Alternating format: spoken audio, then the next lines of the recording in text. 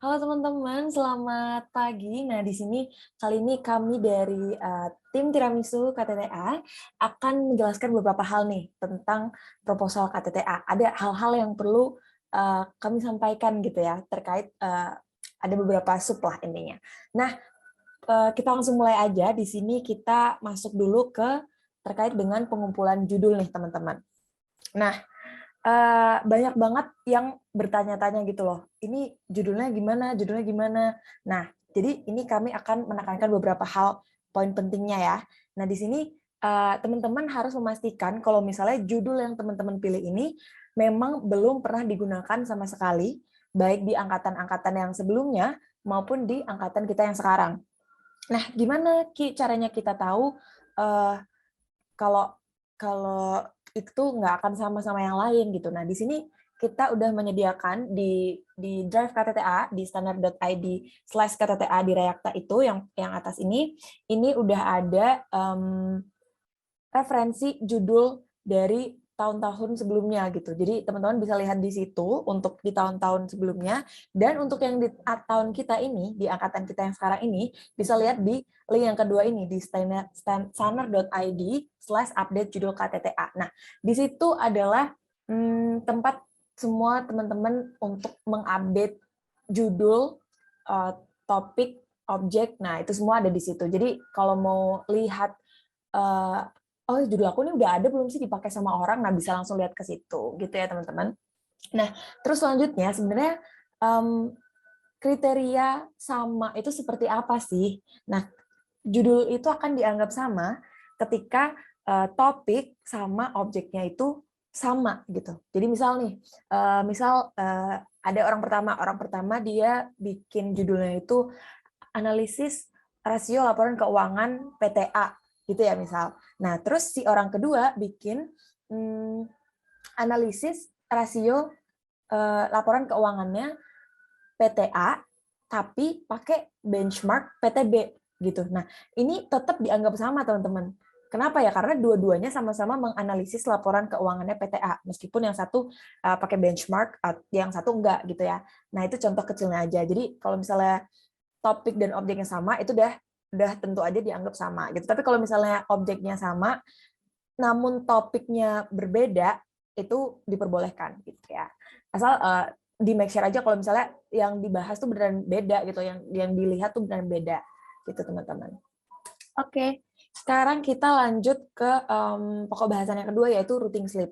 Nah, ini juga udah banyak banget yang bertanya-tanya, sebenarnya ini routing slipnya gimana? Kita tetap bikin atau gimana? Nah, nih ya, kalau teman-teman udah baca di Peraturan Nomor 9 Tahun 2020, di situ udah disediain format routing slip sebenarnya teman-teman ya.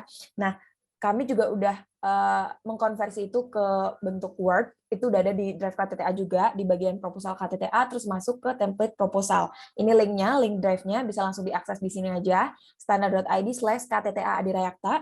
Nah, terus ini wujudnya tuh kayak gini nih teman-teman. Nah, routing slip-nya tuh kayak gini wujudnya. Jadi ada awal dari rencana judulnya, kalau ada perubahan ditulis, terus juga ada konsul proposal, terus konsul KTTA-nya sendiri. Nah, semuanya ini ibaratnya progres KTTA kita itu tuh tertuang di sini gitu loh. Itu namanya routing slip. Nah, oke. Itu tadi formatnya ya teman-teman. Nah, di sini ini ada namanya apa ya? Kayak aspek penilaian dosen penilai lah terkait KTTA kita nantinya. Nah, kenapa aku ambil ini dan aku drop ke sini? Karena di sini kita bisa lihat di aspek yang bertiga ini ada aktivitas penulisan KTTA, yang mana itu mencakup intensitas komunikasi dan aktivitas pembimbingan dengan dosen pembimbing KTTA.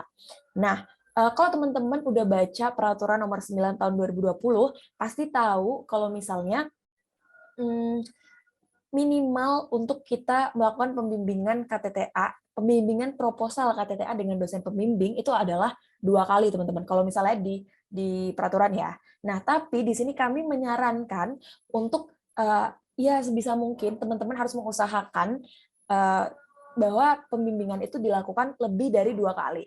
Kenapa ya? Karena ini tadi ada aspek penilaian mengenai intensitas komunikasi dan aktivitas pembimbingan dengan dosen pembimbing, teman-teman. Jadi kalau misalnya bisa lebih dari 2, kenapa harus cuma 2 gitu? Toh ini tuh masuk penilaian, ibaratnya seperti itu ya teman-teman.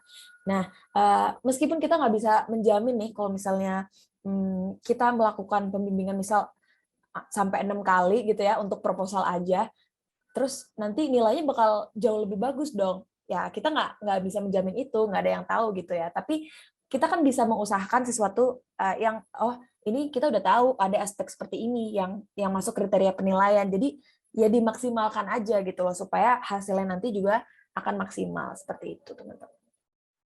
Oke, itu untuk routing slip bisa langsung diakses aja ke Drive KTTA. Dan selanjutnya ini ada yang namanya lembar kontrol teman-teman.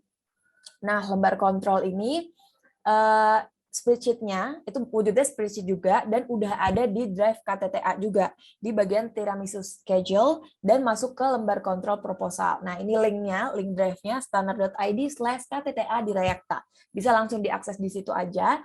Dan oke, ini kita mungkin langsung masuk ke drive-nya aja ya, kita coba lihat. Ketika kita masuk ke drive-nya, terus di sini, sebentar ya, di KTTA, kemudian di tiramisu schedule, dan kita masuk ke lembar kontrol proposal. Nah, di sini akan langsung disediakan berbagai ini ya mata kuliah yang diambil. Kemudian misal nih kita di akuntansi keuangan. Terus nah wujudnya seperti ini teman-teman. Lembar kontrolnya wujudnya spreadsheet seperti ini yang mana harus kita isi. Nah, tujuannya itu untuk apa sih sebenarnya lembar kontrol ini? Lembar kontrol ini tujuannya untuk supaya kami tuh bisa memantau gitu loh teman-teman tuh udah jalan sejauh mana di dalam jangka waktu seberapa, udah sampai mana sih gitu. Jadi kita bisa memantau dan terus mengontrol berjalannya progres KTTA teman-teman gitu. Nah, di sini di bawah udah ada masing-masing sheet untuk dosen. Jadi misal nih, aku dosen pembimbingnya ada Pak Lizal. Nah, misal kita masukin di sini, jadi cara ngisinya tuh gini, ini kan ada periode tanggalnya ya, dari pekan pertama, dari antara tanggal segini sampai tanggal segini, terus kita isi dulu namanya, nama-nama di anggota kelompoknya. Nah, kemudian kelasnya juga diisi. Misalnya aku isi Rizky Nur Aini, kelasnya aku isi dengan 545. Nah, di sini kan ada macam-macam ya, teman-teman. Ada awal, ada isi, ada akhir untuk proposal. Untuk proposal aja nih ya, untuk progres proposal. Dan di sebelahnya ini ada bimbingan dosen, serta ada keterangan atau kendala.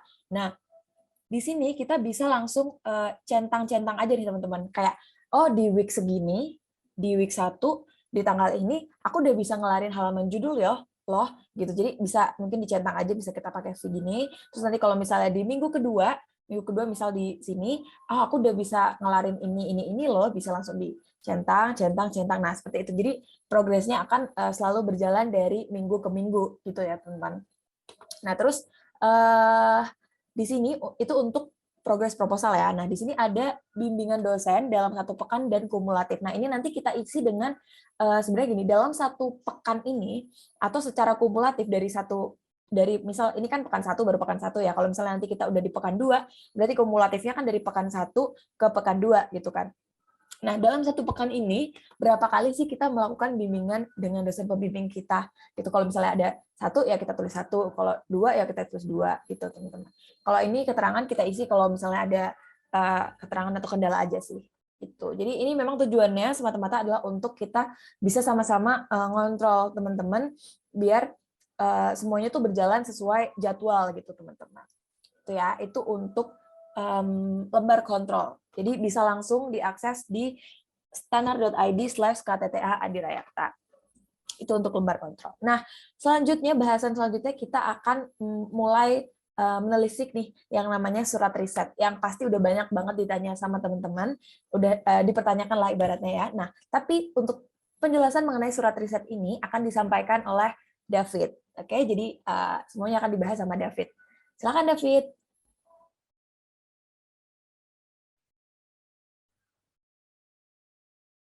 Belum bisa share screen gue.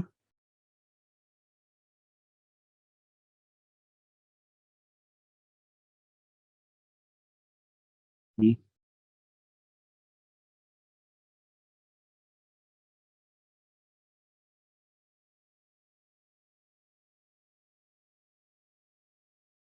Nah, jadi teman-teman sekarang aku yang jelasin tentang surat pengantar KTTA. Jadi untuk surat pengantar KTTA sendiri ini ada 3 link yang bisa kalian buka. Yang pertama itu link untuk mengisi form untuk surat pengantarnya tersendiri. Nah, jadi di sini kalian untuk mendaftarkan surat riset kalian itu cuma bisa ngisi 1 kali di link ini. Nah, jadi pertama kali isi email kalian menggunakan email Pekenstan, kemudian mengisikan apakah telah mengonfirmasi informal ke objek tujuan surat tersebut. Kalau sudah, kalian isi sudah, kalau sudah tapi belum melihat alur, tapi tidak langsung melihat alur perizinan di website, dan kemudian belum. Terus gender jabatan yang dituju, pejabat yang dituju, alamat, dan tembusan jika ada. Kemudian isi bidang KTTA kalian, nama pembimbing, dosen pembimbing kalian, keperluannya untuk apa? Apakah untuk kunjungan, pengambilan data, wawancara, observasi pelayanan, atau yang lainnya. Kemudian isi rencana judul kalian, dan apakah usul judul tersebut sudah terkonfirmasi oleh dosen pembimbing kalian atau belum. Nah, kalau sudah adalah proposal kalian, kalian bisa lampirkan di sini. Berikutnya, isi identitas pemohon surat, yaitu identitas kalian. Isi dengan nama lengkap kalian, NPM kalian, kelas, dan juga nomor handphone kalian. Setelah kalian mengirim, nanti datanya akan langsung diproses. Kalian bisa melihat status surat pengantar kalian di link ini. Nah, di sini sudah dapat terlihat kapan kalian mengisinya dan juga apakah sudah diproses atau belum. Di sini, jika kalian ingin ada perubahan, kalian bisa mengisinya secara manual di kolom feedback mahasiswa. Kemudian, untuk teman-teman yang sudah berhasil, surat risetnya disetujui dapat mengunduhnya di bit.ly/sur/KTTA akun 2122. Di sini baru terlihat yang sudah berhasil itu ada batch 1. Di sini kalian bisa dapat langsung download surat riset kalian.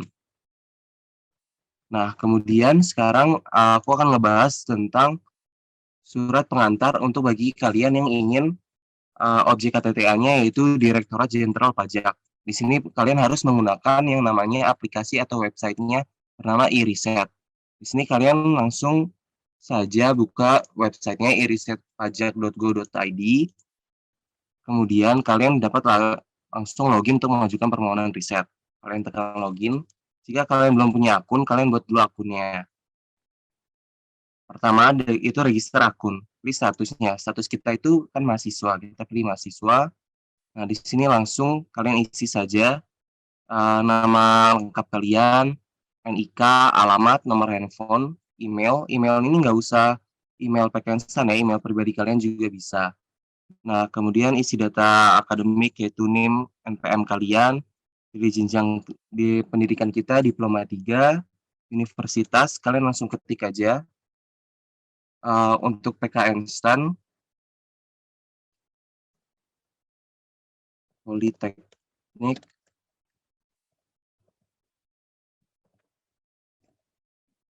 langsung keluar pilihannya, nanti kalian pilih salah satu aja, Politeknik Keuangan Negara STAN. Untuk fakultasnya isi saja akuntansi dan jurusannya juga akuntansi. Kalian checklist dengan ini saya menyatakan bahwa data yang masukkan adalah benar. Nah, setelah kalian isi semua ini dan setelah checklist, kalian akan sign up lalu diarahkan ke email untuk mengaktifkan akun kalian. Nah, ini emailnya nanti kalian tinggal tekan aja aktifkan akun Anda sekarang, baru kalian bisa login.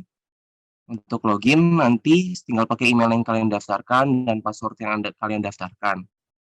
Kemudian tekan login.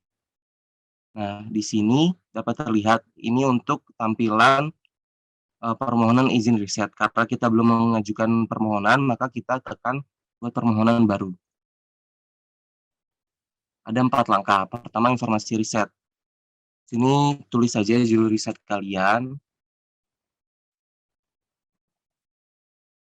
Kemudian upload proposal. Sini kalian harus sudah selesai proposal kalian ya. Jadi proposal ini yang sudah disetujui oleh dosen kalian juga ya.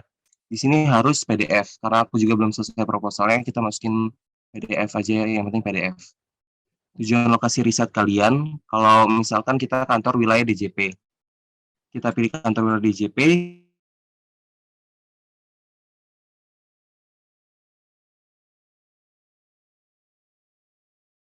KPP-nya. Misalkan kalau aku KPP Pratama Jakarta Tebet. Kemudian tekan selanjutnya, masukkan terkait permohonan data. Nah, permohonan data kalian ini untuk apa? Misalkan wawancara. Di wawancara, kalian harus upload juga pedoman wawancara kalian, berupa PDF juga. Aku juga belum, yang penting aku masukin PDF aja ya. Selanjutnya, kemudian kita juga harus mengupload berkas mahasiswa kita. Di sini ada transkrip nilai. Transkrip nilai juga harus dalam berupa PDF. Kemudian surat pengantar dari perguruan tinggi, yaitu surat pengantar yang kita bikin tadi di Google Form, disetujui, nanti kalian tinggal upload aja ke sini. Dan juga surat pernyataan. Untuk surat pernyataan nanti kalian bisa lihat di sini. Ada linknya tersendiri. Nanti kalian download, isi, kemudian jangan lupa pakai materai 10.000, lalu di-save ke dalam PDF, atau nanti kalian scan di dalam PDF. Nah, kemudian pilih berkasnya. Selanjutnya, dengan ini kalian checklist ya. Dengan ini saya menyatakan bahwa data yang saya masukkan adalah benar. Nah, setelah itu kalian kalau sudah, nanti akan terlihat di sini permohonan kalian dengan statusnya. Nah, ini untuk tambahan aja ya teman-teman. Kalian bisa buka lagi di e-riset. Nah, di sini ada tema-tema. Kalian bisa lihat tema riset apa aja yang dibutuhkan oleh DJP. Ini mungkin untuk referensi kalian ya. Nah, di sini masih banyak untuk ide-ide mungkin bagi teman-teman yang masih belum punya ide. Kemudian untuk tata cara pengajuannya di sini kalian dapat download tata cara pengajuannya. Nah, di sini terdapat manualnya. Bagaimana step by step-nya. Kemudian daftar hasil riset di sini juga dapat dilihat untuk riset apa aja sih yang sudah berhasil dilakukan di DJP. Sebenarnya ada tesis, skripsi, dan juga KTA dari STAN juga sudah ada. Kemudian ini frequently asked question-nya, kalian dapat lihat di sini. Nah, untuk bagi teman-teman yang bingung untuk bagaimana surat pedomannya dan juga bagaimana surat pernyataan, transkrip nilai, nanti kalian teman-teman bisa lihat di Drive KTTA bagian e-riset. Terima kasih teman-teman.